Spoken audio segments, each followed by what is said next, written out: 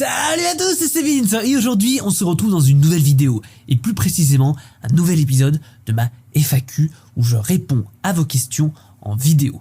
Alors aujourd'hui je vais répondre à une question qu'on m'a posée à propos des shootings de nuit. On me demandait comment aborder tout cela, quels sont finalement mes conseils pour faire de bonnes photos de nuit. Alors déjà pourquoi shooter de nuit ?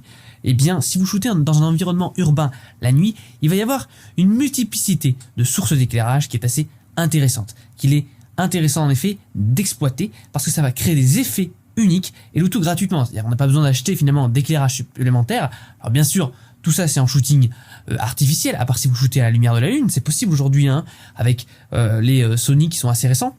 N'hésitez pas, il y avait encore une fois, je le recommande souvent, mais il y a une vidéo avec le Sony Alpha 7S II qui tourne en ce moment sur Vimeo.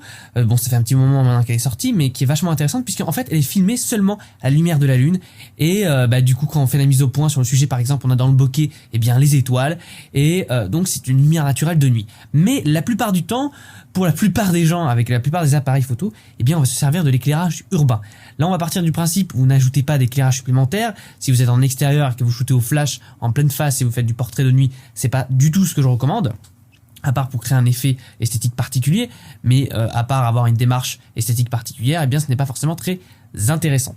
Donc, ce que vous pouvez faire, c'est bien sûr shooter sur trépied, même si vous faites pas de la pose longue, parce que bien sûr, avec des poses longues, vous pouvez créer des effets de phare filé qui sont vachement intéressants, mais ça a été quand même vu et revu. Une fois que vous l'avez fait une fois, créativement parlant, c'est assez restreint. Mais vous pouvez quand même shooter sur trépied pour tout simplement sécuriser, éviter les micro-tremblements et donc avoir des photos moins floues et descendre un petit peu dans les vitesses d'obturation. Privilégiez aussi des optiques stabilisées qui vont vous permettre de gagner là aussi de la stabilité et donc de ne pas avoir de photos floues, puisque c'est ça le grand problème quand on va shooter de nuit, c'est d'éviter absolument les photos floues. Pareil, privilégiez des focales à grande ouverture pour avoir un maximum de lumière qui rentre. Tout ça, c'est des règles de base, mais c'est des règles qui sont importantes de se rappeler quand on désire se lancer dans la photo de nuit.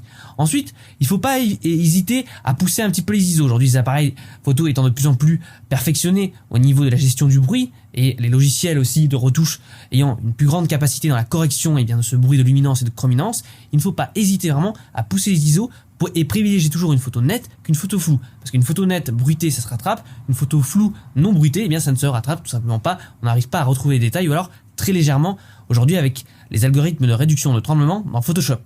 Et oui, et aussi j'ai oublié de dire, donc vous utilisez donc un trépied et vous utilisez le retardateur, même réglé sur 2 secondes. Parce qu'en fait, quand vous appuyez sur le déclencheur, le simple fait d'appuyer, crée des micro-tremblements qui vont se répercuter sur l'appareil et donc sur la photo.